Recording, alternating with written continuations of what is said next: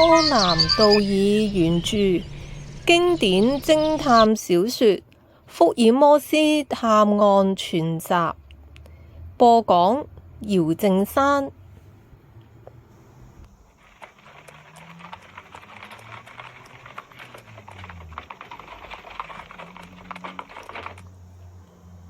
福爾摩斯先生，你嚟到真係好啦！呢單嘢咁棘手，啱晒你口味啦。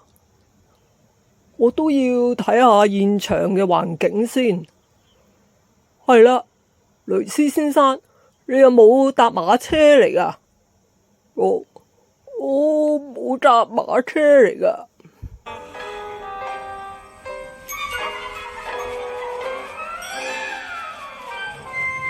想知佢點樣破案？請訂閱呢個頻道。